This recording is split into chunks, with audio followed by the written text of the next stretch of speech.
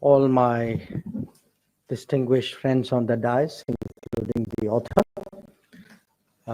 Dear friends, I'm really very pleased to join you all today at the launch of Dr. Vikram Sampath's book, Tipu Sultan, the Saga of Mysore's Interregnum, 1761 to 1799. Let me begin by conveying my felicitations to the author for yet another significant contribution to a better understanding of our past. Indeed, to the publishers, Penguin Vintage, to the Prabha Khaitan Foundation, and of course to the India Habitat Center, without which this evening would not be possible. About this book,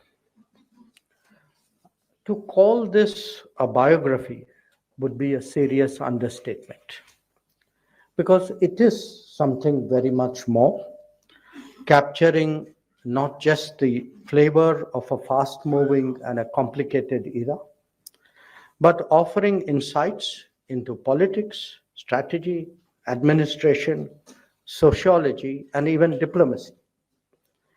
It is both granular in its detail and creative in many ways in its spirit, making the reader a fly in the wall in Tipu Sultan's palace. There is an honesty as well as an objectivity, I think, in Vikram's approach. And I suppose in this case, that would not have been entirely easy. In fact, if you ever have an American edition to this book, I would suggest the subtitle, Everything You Ever Wanted to Know About Tipu Sultan But Were Afraid to Ask.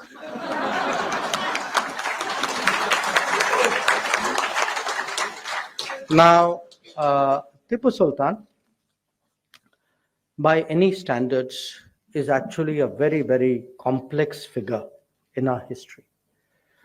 On the one hand, he has the reputation as a key figure who resisted the imposition of British colonial control over India. And it is a fact that his defeat and death can be considered a turning point when it came to the fate of peninsular India. At the same time, he evokes strong adverse sentiments, even today, in many regions, by some in Mysore itself, in Coorg, and in Malabar. Contemporary history writing, certainly at the national level, has focused largely on the former aspect, underplaying, if not neglecting, the latter. And let's be honest, this was not an accident. Now, history in all societies is complicated, and the politics of the day often indulges in cherry-picking facts. To a considerable extent, that has happened in the case of Tipu Sultan. By highlighting the Tipu English binary to the exclusion of a more complicated reality, a particular narrative has been advanced over the years. Dr. S.L. Bhairappa's foreword, which all of you would read when you read the book, I think is a very blunt reminder of that particular debate. This book, therefore, has a very special value because what it does is it not only presents facts about Tipu Sultan for the reader to make his or her own judgment, but it also, and to my mind this is very important, it also brings out the context in all its intricacy. In that process, I can see that Vikram would have had many challenges of orthodoxy to overcome. And these, by the way, I must say, are not specific to the treatment of Tipu Sultan. How much of our past has been airbrushed, how awkward issues have been glossed over, how facts are tailored for regime convenience. These are actually basic questions which confront us all today. As a product myself of an institution that was at the center of these politically driven endeavors, I can well appreciate the need to present an accurate representation of history. In the last decade, the changes in our political dispensation has encouraged the emergence of alternative perspectives and balanced accounts. We are no longer prisoners of a vote bank, nor is it politically incorrect to bring out inconvenient truths. Obviously,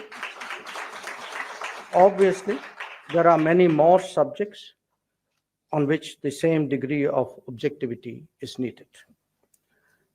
So how exactly we historically characterize Tipu Sultan? That is the conundrum that this work addresses. Now, there can be no doubt that Tipu was fiercely and almost consistently anti-British. How much of it was inherent? How much a result of their allying with his local rivals? That I think is very difficult to distinguish. To counter British ambitions, Tipu Sultan had no hesitation in collaboration with the French. That actually makes a straightforward anti-foreign narrative very difficult to assert. At various points, he also reached out to the rulers of Turkey, of Afghanistan, and of Persia for faith-based support. Perhaps the truth is that the sense of nationhood that all of us have now was simply not there then. When identities and awareness are so different at that time, force-fitting them into a contemporary construct seems more than a little challengeable. It could well be asked whether Tipu was anti-foreigner per se, or confronting those who were an impediment to his aggrandizement. Now, more touching are a set of related issues pertaining to Tipu's own treatment of his own people and those of neighboring kingdoms. As the author has vividly brought out, Mysoreans themselves, the Kodavas, and those in Malabar and those in Travancore, they still carry deep scars from their experiences of Tipu's rule. If the Mandyam Iyengars observe Deepavali as a day of mourning, there is good reason to do so. There are Tipu's own writings, communications, and of course actions that attest to his mindset. Indeed, even his diplomatic activities reflected his faith and identity in strongest terms. The author, in my view, has been sensible in opening them up all to daylight. After all, nothing is more revealing than the self-description of rulers, the nature of their orders, and the content of their own conversations. Undoubtedly, there will also be policies, incidents, and events of a contradictory nature. At the end of the day, this larger assessment of Tipu's character has to get that balance right. As someone from the diplomatic world, I was really struck, and I'm most grateful to you for that, by information and insights which were provided in this volume about Tipu's foreign policy.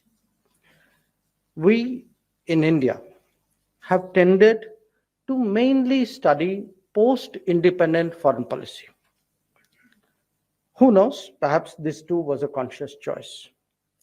But the fact is that many of our kingdoms and our states forayed into international affairs in previous centuries in pursuance of their particular interests. And some, by the way, continue to do so even till independence. The interactions of Tipu's emissaries with their French and Turkish counterparts is really fascinating. I don't want to tell my two diplomatic colleagues who are on the stage what happened to his emissaries when they did not succeed. They will discover it, and I think, Ambassador, you should take note too. But the Tipu's expectations of his foreign partners and the incentives that he actually offers them, it actually tells us something about his mindset. There are, by the way, lessons as well about the importance of accurately understanding global developments. On crucial occasions, Tipu was actually caught on the wrong side of events in France. And I must say this, Vikram, I did not know till I read the book that Napoleon actually wrote to Tipu Sultan. It's a different matter that he never got those letters. Ironically, the British, as is their habit, stole many things.